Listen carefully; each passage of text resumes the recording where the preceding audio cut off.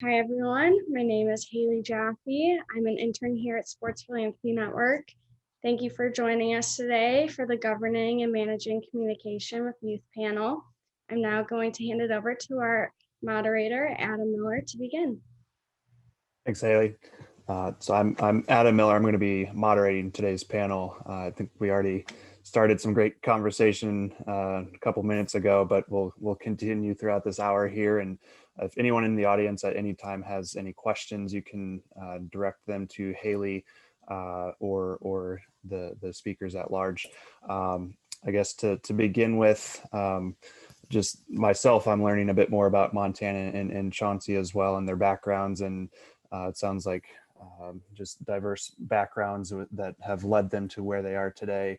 And with the topic of governing and managing communication with youth, kind of an open-ended topic, but I'm sure we'll get specific with it as we move on. But to kick things off, Chauncey, do you want to give a bit about background about yourself, and then Montana can go from there? How you guys doing? I'm Chauncey Beckett, owner, CEO of MBM Training. It's a sports-specific training. Right now, I'm just training basketball guys, but I'm starting to dabble into the strength and conditioning portion. I've been training for about 6 years now, but as a business, I've been training for about 3 years now, plus COVID. I've worked with pros, I work with kids, I work with college guys. So I've worked with a little bit of everything. So the managing and communication is huge in my business, like being able to stay connected with the kids and connected with the parents and making sure that third party, everybody's involved in the conversation. I'm blessed to be here. I can't wait to answer questions from people and hope we can get everybody's question answered and just get more information on the topic. All right, I guess I'll go. Chauncey, it's a pleasure to meet you, even though we spoke yesterday as well. And Adam, thanks for hosting. My name is Montana Butsch, and I'm the founder of Spotivity. Spotivity is a platform that I'll talk a little bit about during the course of the conversation that hopefully enables positive communication between program providers, parents, and teams, kind of explicitly tied to this topic that we're having. But before Spotivity, I founded Chicago Training Center. I tried out for the Olympics in 2000, 2004 for both the American and the British team. And then once I retired and I wasn't good enough to make the team, I came back to Chicago to start an inner city rowing and mentoring program. So I had 11 years of direct programmatic experience, fundraising, managing, administering an after-school program for countless teams. The sport was kind of atypical for inner city kids, but that was what we did, and it was based on that and those learnings that I started Spotivity, which is a platform that aids to help program providers and teams alike. I'm from Chicago, dual citizen, American and English. And currently residing in Chicago. So it's a pleasure to be here. A lot of topics that we can discuss that I can touch on. And Adam, I'll take your lead and also the questions from the audience, and then we'll go from there. Great. Thank you both for your backgrounds. Something that comes to mind, Montana, you had said, was it 10 years or so ago when you had first started that program? What would you say has changed with regards to communication with youth, either in a particular program or just that you're interacting with? How has that evolved to, I guess, where we're at right now? Yeah, for sure. So, Chicago Training Center was founded in 2006, and I think we can all agree that the prevalence of social media was, drastically different back then. By the time I walked away from Chicago Training Center 11 years later, it clearly was much more involved in the kids' everyday life and the parents as well. But also just the general understanding of kind of information exposure has ramped up kind of exponentially. I think that, in the beginning stages, text messaging was kind of novel. Probably no teenagers back then had email accounts, and many teenagers didn't have phones. Here, I think all those three comments are probably false. And so that has changed the dynamic as well. And not that current teenagers are really aware of things that might have happened a few years ago. But I think the United States gymnastics scandal of a few years ago have really perked the ears of a lot of switched on parents and program providers, because it kind of, opened up a, what can potentially go wrong in communication efforts between trusted advisors, trusted coaches, trusted programs, and underage people that they're overseeing. That has kind of always been the case forever since programs have been around, but I think that really shone a light on the potential for problems and the gaps that needed to be closed. And prior to that was the whole Sandusky thing at Penn State at the college level, right? And so those two things happened after Chicago Training Center was founded, but now we're in an environment where those things are out in the open. And I think, teens and parents alike, and even program providers, are much more aware of the concern and the liability. The question is what to do about it, and how to thoughtfully address it. So that there has been a rather significant change, because technology moves extraordinarily quickly. And now we're at a point where we have to presume that everything is ubiquitous and everything is known. Nothing can really be hidden, both good and bad. So the question really is kind of how do you manage that is kind of tricky. Yeah, I can imagine, especially you alluded to just the ever evolving technology and what's available, and just the speed of new social media platforms and apps, and keeping up with that. I think it's important to sort of establish sort of just some catch-all guidelines as much as you can, and then you sort of just have to adapt and, I think, monitor based on what the youth are using in terms of social media and other communication channels. But yeah, I can imagine just managing that from the program side of it, and communicating with parents and guardians, that could also look a bit different from even 5 years ago to where we are now. So yeah, great to hear that you've come up with a solution with Spotivity and looking to close those gaps, like you had said.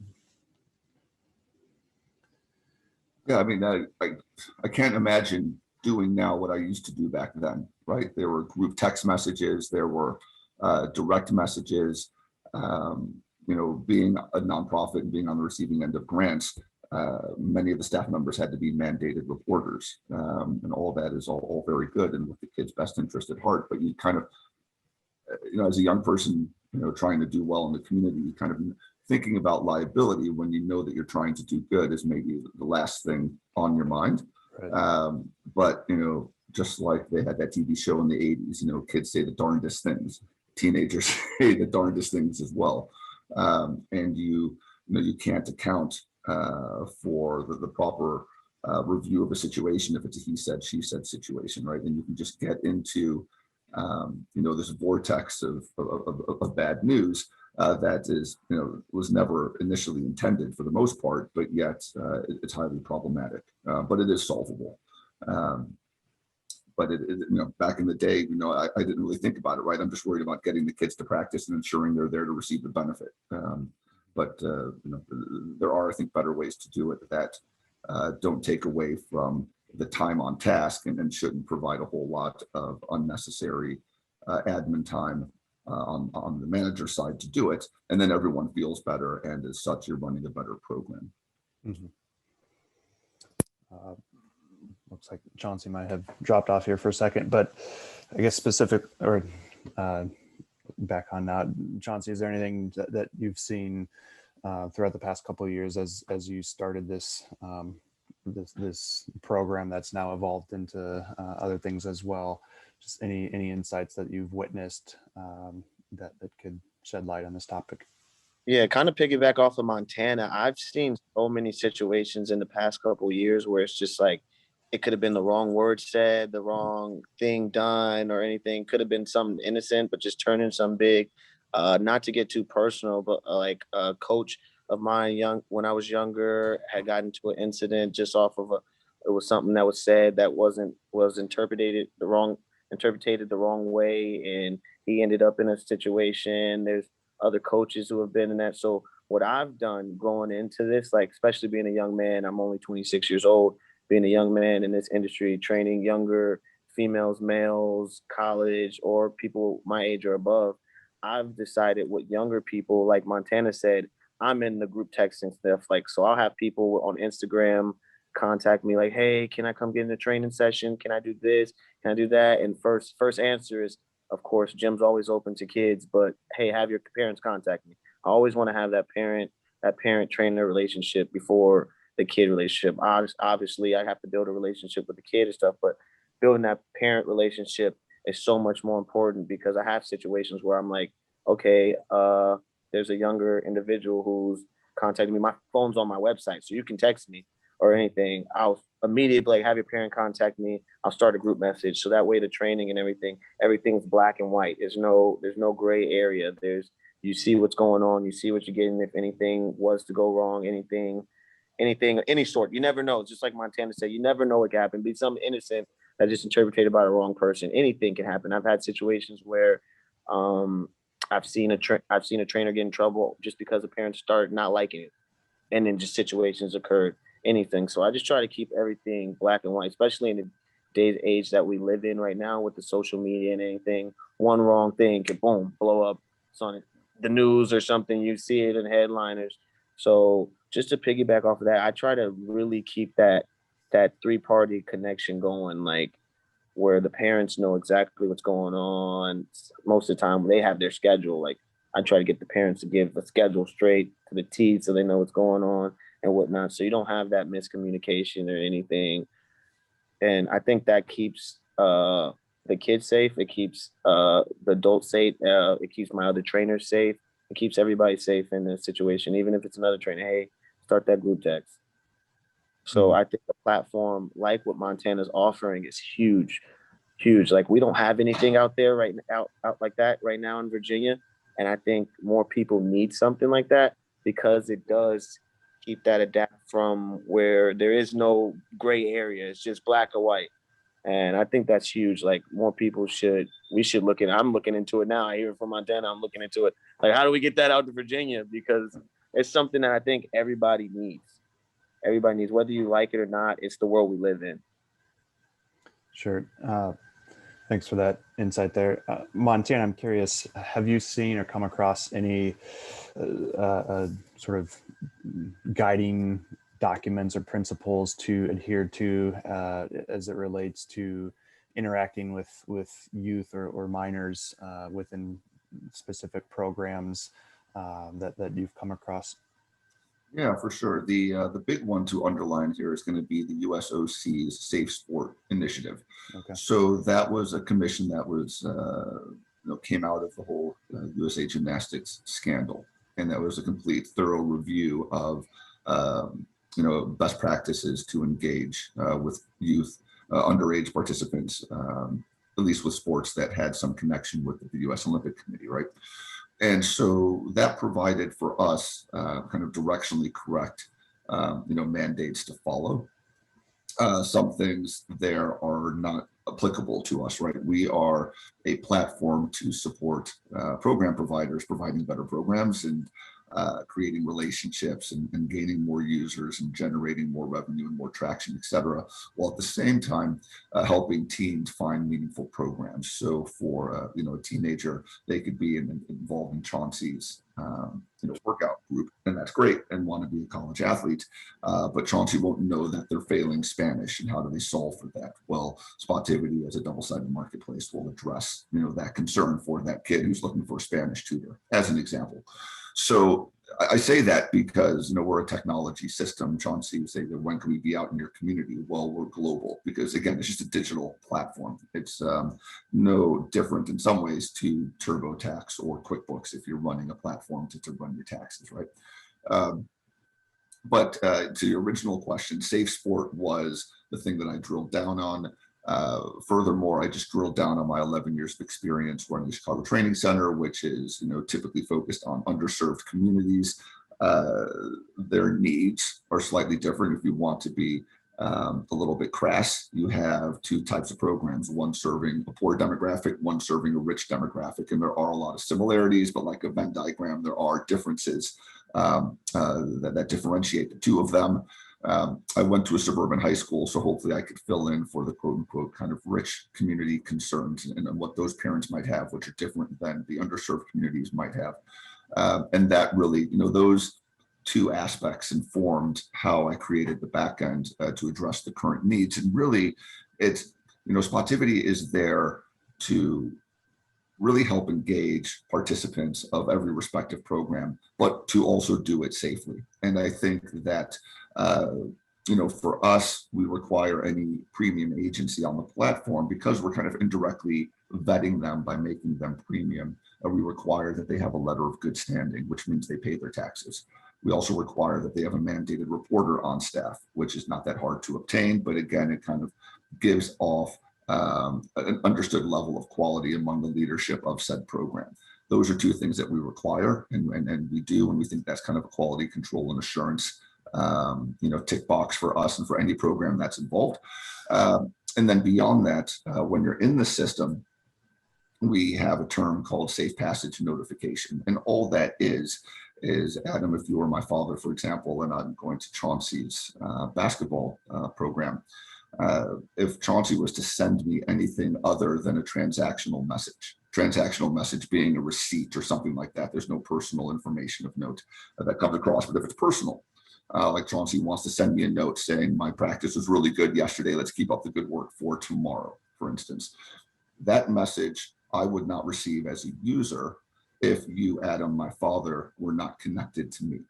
Mm-hmm. Now, that connection is optional. So I can choose to accept you as my father, or you, Adam, can choose to accept me as your son. Mm-hmm. But if Chauncey was to send that message, that one independent message to me, be it text message, push, or email, I would not receive if it couldn't be shared to you. And so we call that safe passage notification, but it effectively is just creating an excuse at a group chat, right? And it allows it to be audited. And what that means is that if there was improper reaching out to me for whatever reason, then that could be caught by you or my guardian or whoever is that person. And so we feel that by and large, that really adheres to a lot of the concern that Safe Sport really identified, because a lot of that stuff happened in the shadows. Parents weren't really notified about it. The kids thought it was kind of rite of passage to be dealt with in that way by their coaches and superiors. And here we're trying to create reasonable ways that a technical product can provide a certain amount of checks and balances so that those things don't happen. Now, that doesn't mean that a coach can use their personal phone and their personal email to reach out to a kid on their own personal networks. But at that point, I think it's clear that that then is outside of the scope of what a program is kind of required to adhere to by way of administrative and managerial protocols. And that then removes that liability from the program because, you can't be omnipotent, right? There's not a big brother situation, so you can't account for everything.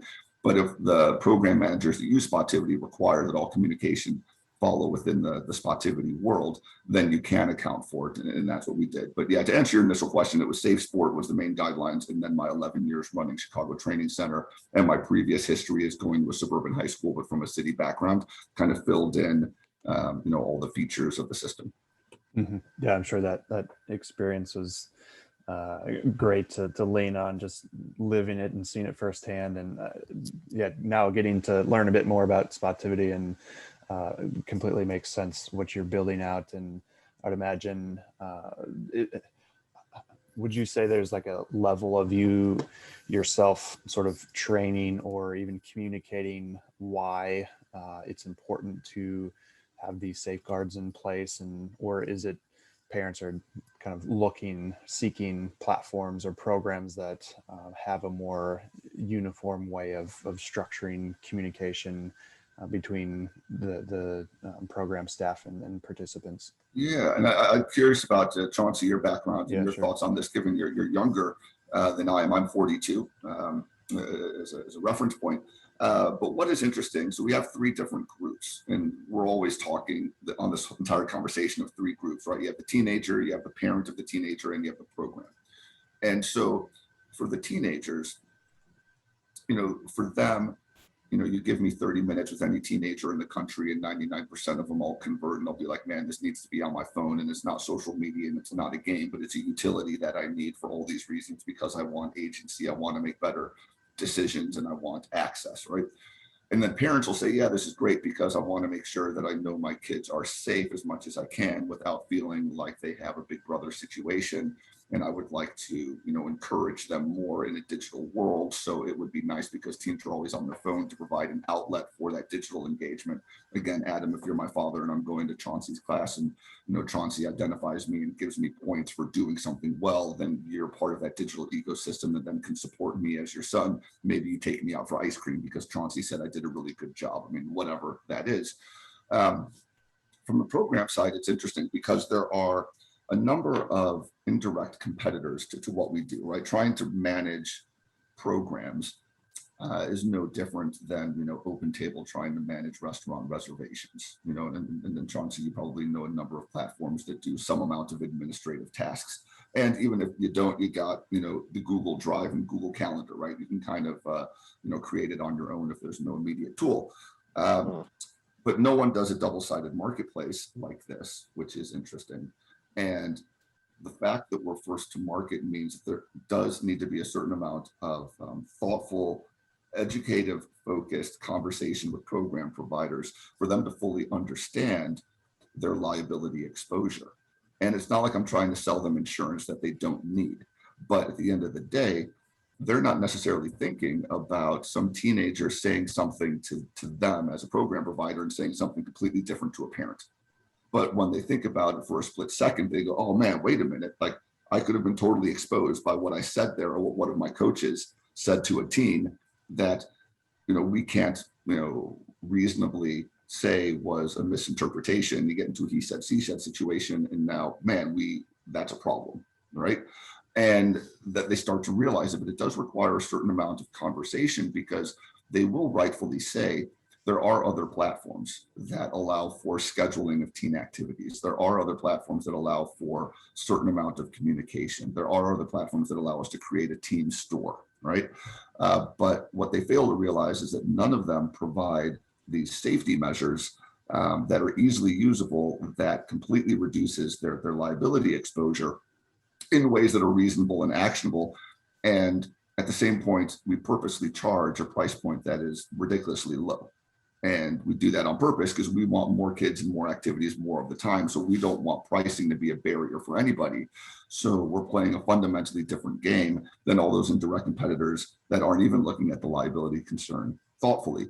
And this is not to kind of rain on everyone's parade and to say that program providers aren't thinking about things that they ought to think about, but it's just not one of the things that immediately comes top of mind when everyone is running a program for the betterment of youth. Everyone is running a program for them to achieve. Everyone is doing it heart in hand for all the right reasons.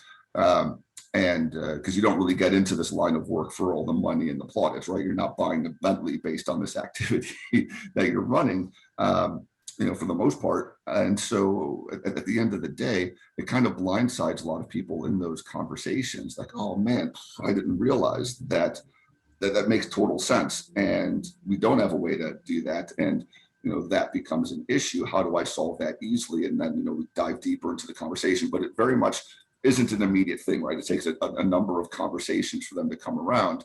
And Chauncey, I'd be curious to hear from you, running your program, does that kind of make sense in your story arc? Because obviously you want to help kids get started, but then you realize, just like I did, man, that text message could be read completely wrong. Thank God nothing bad happened. And you kind of let that not happen again, right? But things grow, things change. So what's your perspective, in your space? I have not worked with a program that's specifically like yours, but I have worked with a program where it was kind of like the third party. It was called Team Up or some app like that when I coached a basketball team. And it was like the parents, everybody had their own profile, and it was called like a team app, and we're all in the team. So I could post events, I could post practice schedule, I can post conversations. If I needed to, I can group a kid with the parent and then have that little chat. If I needed to, I can group the kids all together and then keep a teen mom in there. So just so she could see it type type chat. Never really specifically like yours where you could come in and if a kid's failing or anything, you could help out with that. I'm usually just like, hey, you need to get that grade up, man. Like you're trying to go to college. I really don't have anything unless I know somebody. I actually teach too. So unless I know somebody, like maybe I could ask one of the teachers to help, but I didn't have anything where it's like, it's quick to the point. Like, boom, you need this, you need that. I can have you with this.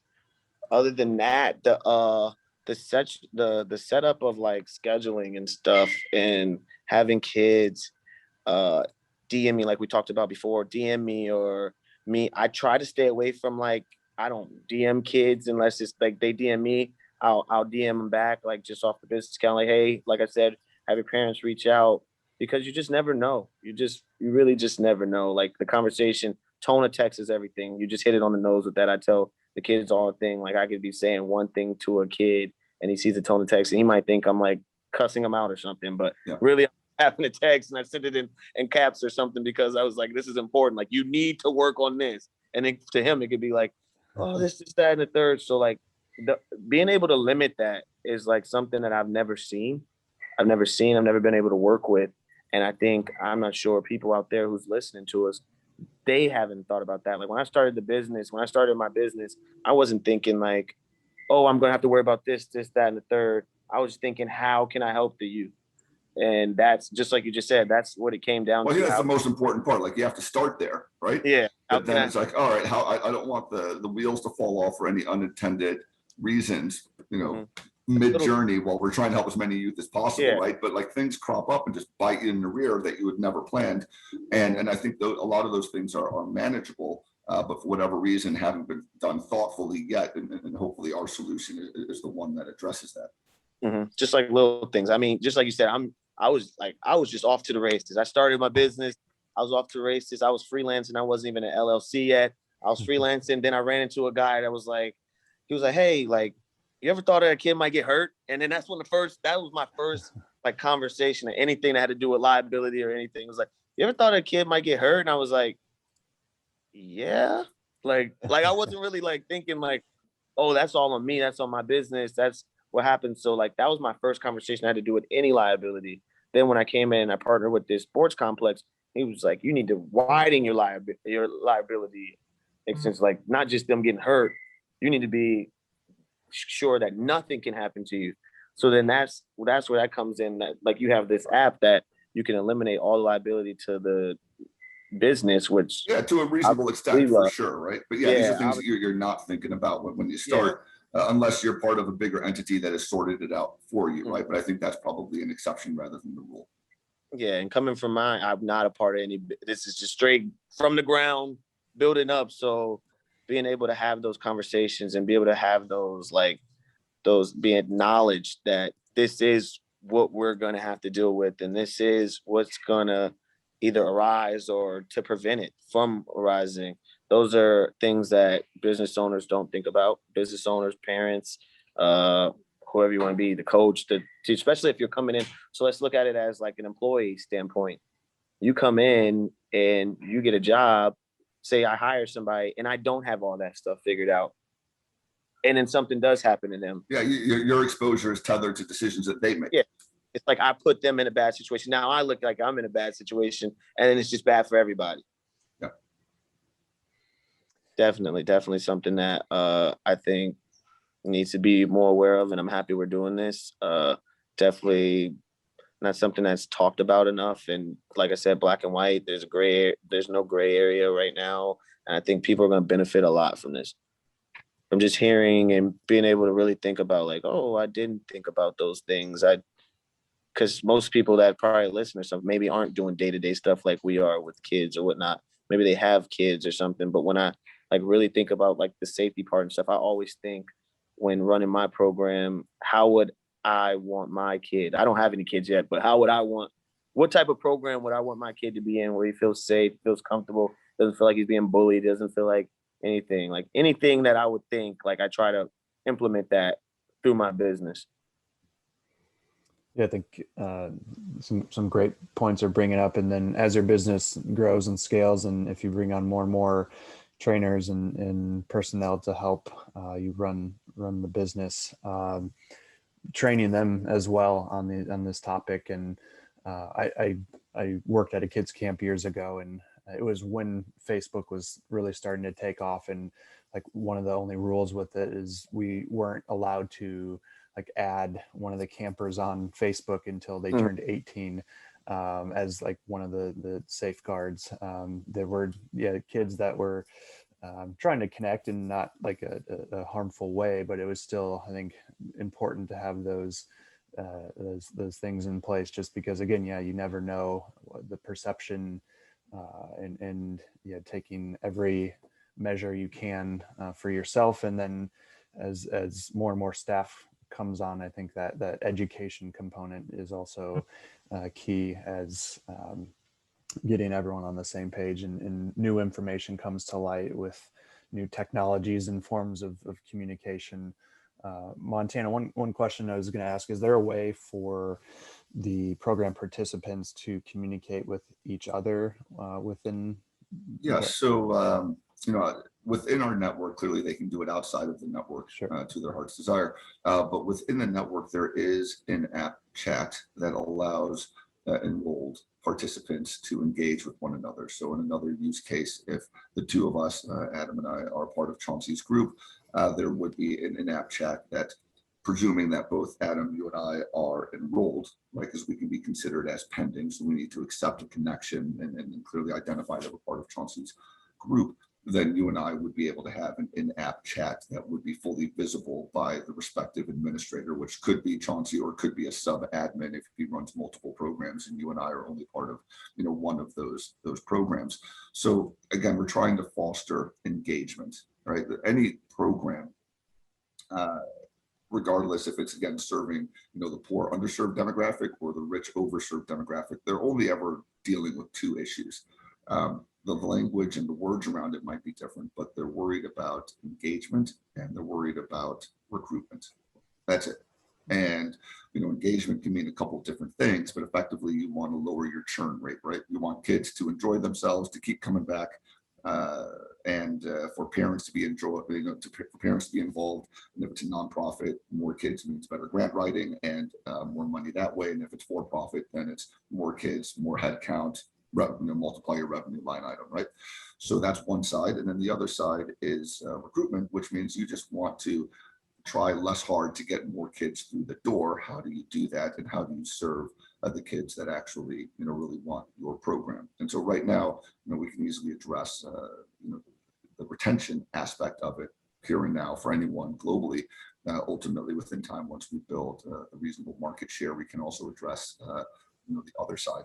And I say all of that because as a double-sided marketplace, you and I might be involved in Chauncey's group, but maybe you and I both need tutoring help. So that's outside of Chauncey's point of view, but he wants us to be recruited and he knows that our Spanish grades are going to disallow us from being recruits.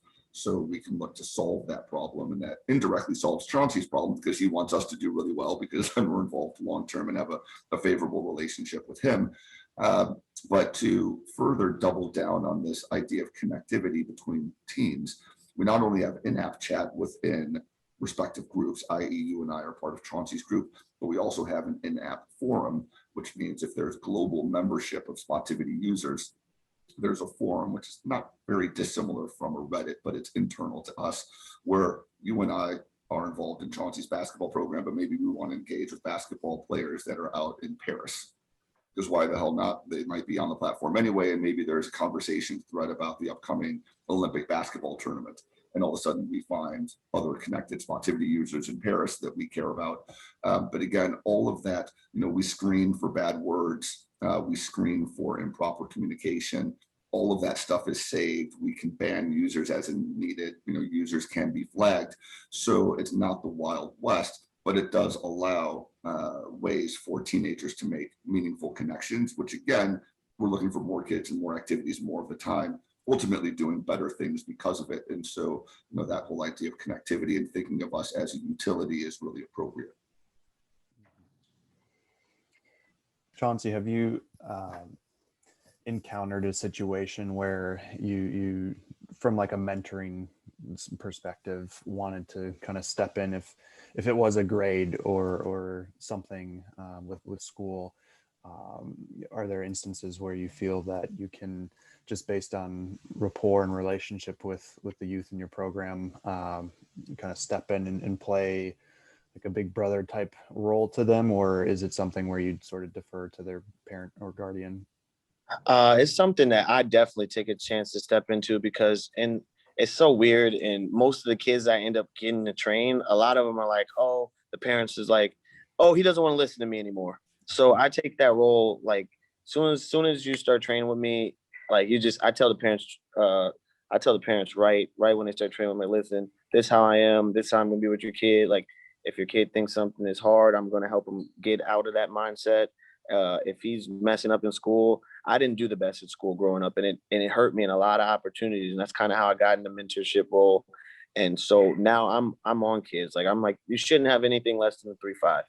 Like I know school. Like I tell them I know school, but we can make it easy in our head. Like we have time. I try to teach them time things because when I went to college, my college GPA, you would have thought I was all a student in high school. So it was just all about timing. Like I had more time in the day. I started scheduling things. So I'm right in. Like as soon as a parent, like I tell a parent, like I don't even want you bringing your kid to the training session if you know he has a bad grade or you didn't tell me, or maybe when he comes, now I can like parents aren't going to be like, go up and do sprints, but a kid will listen to me because I'm the coach. So they come in like, hey, you wanted to have that bad grade. You decided not to do that work. Let's figure out how we can fix it. Like, is it something that it's really like you're not understanding, or are you just not giving it effort? So if it's not understanding, that's one thing. I have plenty of things that I don't understand and I need extra help with. So that's one thing. Let's find you a tutor. Let's find you a tutor. They have the app. Let's find you a tutor. And there's another thing, just not trying. Like like sometimes if you understand something, you have to try to fail. So I look at it like that, and I'll step right in. Like, hey, we gotta get this up because if you're trying to go to college, 2.5 isn't. Their recommendation is a 2.5, but I'm like, you can get into any school you want. You can go walk on as a player if you got a 3.5 or above. So I'm stepping in right back to back, especially kids that I'm like really been training for the longest time. They know when it comes to grades. Like I will not allow it. I can't allow it. I don't even like Well, seeing people kids. don't understand, right? I mean, or maybe they don't understand, but whether you like it or not, as a provider and as a coach of a program, you are by default a mentor. It's Yeah. really up to you to decide to be a good or a bad one. But the fact remains, you are regardless. You can't say that you are not, right? It's like, it doesn't work. Some professional athletes say that they're not a role model. Well, they are. It's just they're not accepting the fact that that is just a true statement because they're a role model, because kids inevitably are going to look up to them. And so it's not up to them to decide. The kids have already made that decision. But the question is, how can we be the best possible mentor in that role is the open question. And it could be that you punt and you say, go talk to all these other people. I'm only dealing with this very narrow focus thing. Or you can say, I'm going to be all things. Those are the two extremes. The answer is going to lie somewhere between those 2 points. But the kids have already made the decision. So coaches have a ton of power, and in many ways more power than parents, but only in a very narrow sense, right? I mean, teens will know that the buck stops with their parents on things that they truly care about: access to a car, access to the phone, the money in their pocket, by and large, all that kind of stuff, up at least until they're 18. But on a lot of the soft skills and a lot of the things that teens are looking for insight on, they look at parents through a really odd lens. My son, who's 9, didn't believe that I could hit a baseball. And he has no context for the fact that I was an Olympic trialist, right? Or that I was a really good athlete. Like, of all the parents that go to all the baseball games, I'm the one that's achieved the most athletically among anyone on that field, period. But he's 9. He's not supposed to feel that, right? I'm just the dad that cooks him breakfast and drives him places and stuff. So then I go and I hit baseballs with him and I'm crushing home runs. And then he wants me to show off for all of his friends, saying, look, my dad can hit home runs. Like, it's a big deal. And so kids will always look at parents, through that way. But once your role is a coach, and this wouldn't work for my son. Like, if I coached my son's team, it wouldn't be the same as my son's friend looking at me as a coach, right? So it's that non-familial relationship triggers something within teams that could be extremely powerful. And unfortunately, it is that connection that, if used, nefariously for bad intents and purposes, allows those teens to be, badly misled as well. I mean, that's where you get the USA, gymnastics scandal. That's why you could have a 24-year-old male or female, hit on a teenager that's 17, and that teenager that's 17 is wide-eyed and bushy-tailed and loving all the attention from who they see as an adult, who really was only a teenager a few years ago. But the fact that used to be teenager, now 24-year-old, is in a position of authority granted by the teen, then that's a ripe area for manipulation if you don't look out for it and are careful. So I just don't think most coaches are aware enough, as they should be, about the power that they wield in the life of those that they're instructing. And it's the job of those that run programs, at least at the high and administrative level, to understand that and try to create a system where that is explicit. So at least that is known and top of mind for all the instructors, and at best used as a powerful tool to best engage the parents, give the parents insight, direct the kids accordingly. Again, that's kind of what we're here for, and that's why we're part of this talk and part of this conference. But I don't think it's explicit enough, and unfortunately there are bad actors, so we need to do what we can do to ensure those bad actors don't do bad things. Mm-hmm. For sure. And to piggyback off of that, like you said, most of the time before a kid even contacts me on DM, they know that they idolize something. So before I even know that I'm a mentor to the kids, I'm a mentor to the kids, because you don't just go and be like, hey, I want to train with you. I want to be a part of your program, without something that you've seen that you idolize. So coming into the thing, you should already be aware that coming in, you're a mentor, you're a role model, like whether you like it or not, that's what you are. And there's days where I'm in a situation, I'm like, oh, this kid's looking at me. Like I'll see little things, like starting in business. When I first started, like a kid to do something maybe I did like on the sideline or something, he'll do it. And I'm like, where'd you get that from? And he's like, oh, I saw you do it. And I'm like, oh, okay, now I gotta make sure you're watching every single thing you do. And it started with me working at a daycare. That's where I came up with the concept. Like, when you work at a daycare, whether we like it or not, most daycare teachers are really, it sounds weird, but they're really the kids' parents when the parents aren't around. You think about it, kids wake up, they go to daycare, probably get dropped off around 6 a.m., maybe get picked up around like 4 p.m., go home, shower, eat, sleep, repeat. So like they only get their weekends really with their parents. So they don't learn so much from the parents, but when they're in daycares, they're learning so much from the teacher, the administrator, whoever's in that role. And sometimes it's easy to not realize that every single thing you do, they're watching. And I think being able, when I first started mentoring, being able to mentor teenage kids is where I first learned that. Like I started realizing, because in that teenage years, that's when you're like, you'll say anything, you'll do anything, you're just trying to be cool. You're trying to be cool. So you see somebody, an adult, do something, you're like, oh, that's what I'm gonna do when I'm an adult. That's what I'm gonna do. So now it's just those fine lines, is like figuring out who do you want to be, who would you want to look up to, and knowing that and understanding that, and then figuring out like, okay, I'm a male, I'm a 26-year-old male, understanding that when I do get kids who are younger, whether it's I like it or not, I have no control over how they look at me. I have no control over that. So that's where that third party, I make sure as soon as I come in, I don't know what this little 17-year-old or whatever girl likes, but I know that I got to bring their parent in to have that eliminated right off the process. And that's just the black and white to it. Again, no gray area. And that's where I think your app is perfect, where you come in and it's like, okay, you understand that. And maybe you're just having a conversation as a coach, but to a kid, you never know what they're thinking.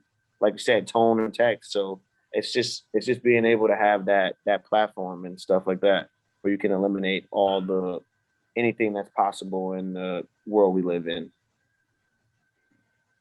I'm curious if either of you have any success stories of, well, I guess someone going through your training or program, Chauncey, and then for Montana, any I guess use cases of students going through or using the app that have stood out.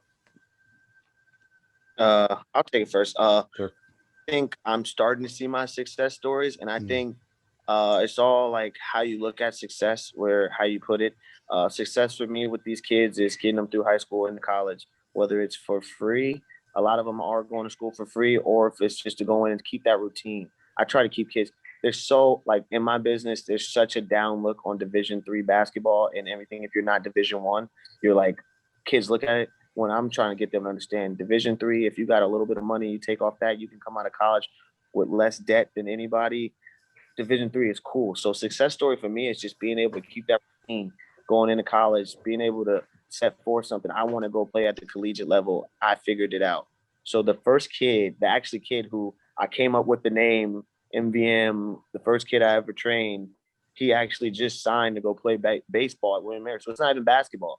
We started off just working out. And then once I realized how good at baseball he was, it was my job as a mentor to be like, hey, like, yeah, you're good at basketball, you're doing this, but you're really killing this baseball thing. So now he's able to go and he just knocked off, I guess baseball scholarships are different. You get 75% is the most, but he's going to one of the most prestigious schools in the United States and he's going to be paying like only for his room and board.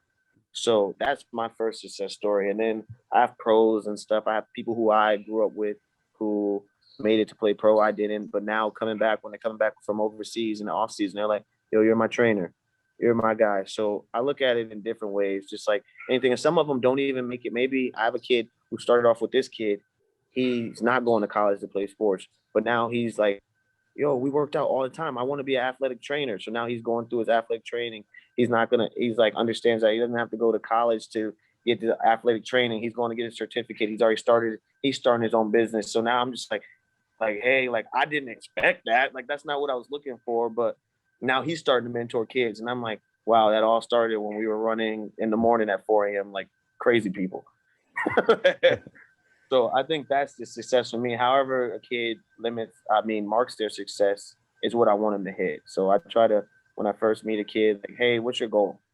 Like be realistic with it and be unrealistic with it. Like don't set a mark low. And when you tell me that goal, now it's time to work towards that goal, whether you like it, don't like it. And I think once you hit those goals and you start marking off those points that you set out to get, that's success for me. Oh, for sure. Yeah, I can really understand and appreciate those results. When I was part of Chicago Training Center, right, we had a bunch of kids that from inner city, Black and brown communities, ultimately go row, and one of them got a full ride scholarship to Connecticut College, which was super fun because I think Connecticut College is probably 98% white, and he's Hispanic, and not only that, but he was a coxswain, so a guy that steers the boat.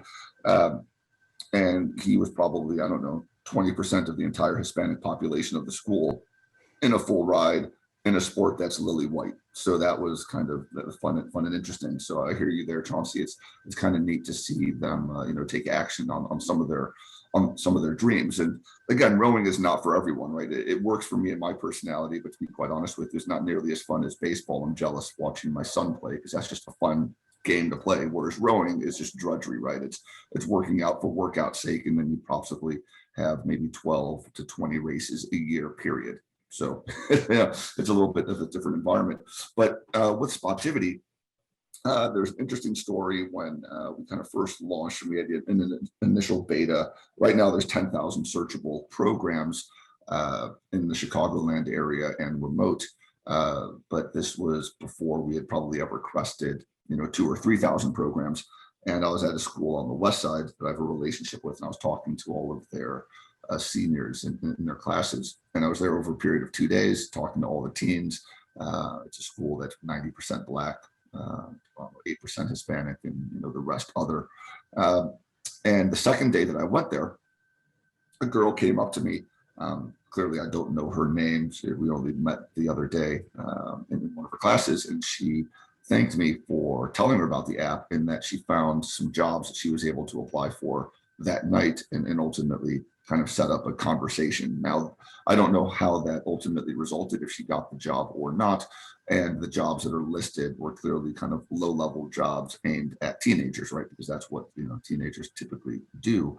But the fact that she proved to me the use case that she had a need, she didn't know how to satisfy that need. She used the app, she used it specifically to find jobs. She found jobs that she could apply for and that she followed up with them. I didn't go to that school a third day, so I don't know how the story played out, but that's kind of beside the point. That for me was, proof positive. I think, you build things in one of two ways, right? You either build a minimal viable product, something like the bare bones idea, and then based on the feedback, you just keep leveling up, right? You add features based on what the users tell you. And that's typically how things go. And that's generally the safer way to move, right? It's kind of user generated direction. Another one is you build it and they will come, which is kind of like the field of dreams, right? It's like, I know what this thing needs to be. It needs to be all of these things. It's extraordinarily complex, but I know that that's the solution. People might not know it because they can't see the future and they don't know what I know. So I need to build this big old thing, but then I need to break it down in certain ways that people can digest it. And then they start to realize, oh man, it does all this stuff and isn't that great? And that all makes sense. And I went for that approach. So it's a little bit of a moonshot in the sense that typically people don't do things that way. But again, I had the 11 years with Chicago Training Center to inform. So it's not like I'm, pulling stuff out of my rear end.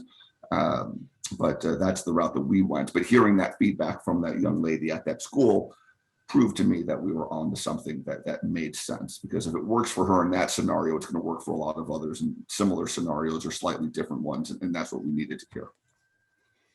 Yeah, I'm sure that was pretty rewarding to hear that, and to have 10,000 searchable programs on there. That's pretty incredible. And I resonate with your comments about the MVP approach versus having like a grand vision and taking the steps to implement that, but realizing that you can't really start with everything. You can't be everything to everybody at first. So that balance is crucial and important. I did have one question that I thought of, just given that it is sounds like a mobile application, and is there a desktop version as well? And I ask that because just with regards to the kids that may not have access to a smartphone or internet for that matter, is there a way for them to still get plugged in? I won't get too technical on you, only because I'm not a technical founder myself, so I can't nerd out on all of those terms. But we have what's called 3 different native code bases, which means you have it on your Android phone, you have it on your iOS device, your iPhone as well. Those are 2 different code bases. You can find it on both app stores, but there's also what's called a web app. And the web app solves your use case, which is if kids have a computer and access to the internet, they can run the same account, same login and password, etc. There's key functionality differences, right? If you are on the computer and you don't have your app on your phone, then it's going to be a little bit tricky unless your computer has connection to Wi-Fi or some internet service to be able to functionally check in. And I say that because we have a check-in ability, which allows program providers like Chauncey to be able to understand attendance rates without having people sign in. But to do that requires that location is turned on by some device, which for a phone is pretty easy, but for a computer a little bit more difficult. And then that it's time stamped. And so some functionality won't work for users that are only using it on the computer, but all the key functionality will clearly be there. But some things that require mobility won't be there. That said, if you use, let's say, an iPad that's connected to 5G, right, and you have connection to the internet, then that's effectively just a real big iPhone, and that works functionally the same way. But in the ability to kind of use our system, engage in the search functionality, engage in the forums, all that stuff is accessible on the desktop or on a phone, on something other than a phone. Great, yeah, good to hear that that access is still there, because I'm sure you want as many students to take advantage of that. So good to hear that. I guess in closing here, the 5 or 6 minute warning, is there anything that we missed that you'd like to share with the audience? Any questions from the audience? Yeah, Haley, was there any that came in? I haven't seen any so far, but I will keep my eyes open now that we're opening it up a little bit more. Okay. But I really appreciate you guys setting this up. This is fun to talk about. I've been involved in the youth development space for a long time. Chauncey, you're just beginning, but it'll continue for a lot longer as well. And it's just really rewarding and a lot of fun. And this platform to be able to talk about what we do is exciting. And I just thank you for the opportunity, and hopefully just more kids are involved in more activities more of the time doing cool stuff, right? Because who wants to be bored? And that's at the low level, but at the high level, all teams want to achieve. And how can we as administrators and founders help that happen is really a rewarding existence. Mm-hmm. Yeah, for sure. I appreciate you guys having me on this. I'm more of a training coaching guy, so this was kind of cool for me to get to give back and talk about things that I usually don't get asked. So this was new for me too. So it was a real good time. I'm open to answer any questions anybody asks. It was nice meeting you guys, and I appreciate you guys setting this up for sure. Yeah, thank you guys. This entire conference, I know Roy's done a good job putting it together with the help of many people, Haley included. So yeah, thanks for the platform and the opportunity to share and network. And I know there's several other sessions the rest of the day and a couple keynotes. So looking forward to continuing to meet people, and hopefully one of these days, one of these years, it'll be in person again. But it's still great to connect. I don't know if we'd have half as many attendees if it was in person. So taking advantage of Zoom and other technologies. So yeah, great to connect. So many platforms nowadays. So many platforms, we could do so much. Like when COVID first happened, I was doing Zoom workouts, and it was like at first I was against it, and then I had to give in because I was like, this isn't gonna last that long. Going way longer than I thought. Well, yeah, it forced us to add a feature to the app, right? Because we needed a platform where people like you that's delivering a program could at least deliver a link for kids to watch a recording of you doing a session, right? We don't allow streaming because that's way more complicated, but at least allowing a pathway for you to put in a video of you doing stuff, at least in COVID times. But now you can have athletes all over the country that you don't see personally and still are able to engage them. So it's interesting how realities that you could never envision functionally change your roadmap because who was going to envision COVID in the summer of 2019, right? You don't, but you do have to adapt. Yep. Well said. Well said. Well, thank you both sharing your insights. A very important topic, and one that as we all progress, especially with youth and all the different technologies, just rooting in the safe sport guidelines and watching everyone's back. And at the end of the day, I think at the beginning someone had mentioned just doing it to better the lives of our youth, and using sort of sport as a platform to set themselves up for success down the road in college and beyond. And Chauncey, I appreciate you giving a shout out to D3 athletes. I played football for a couple of years at Division III level. So always, I would have known more about Division III. I wouldn't have went through the journey I had to go through just to get to college. Yeah, right. Yep. So I would have took my chances. Good deal. Well, Haley, I think we're good here. All right. Well, thank you guys so much for taking time out of your days to talk with us. You guys are more than welcome to share your email on here for the people that can watch the recording. So I'm not sure that they'll be able to see the chat, but you guys can say it if you'd like. Well, it's easy for me. It's just montana@spotivity.com. My name is the state, so that's easy.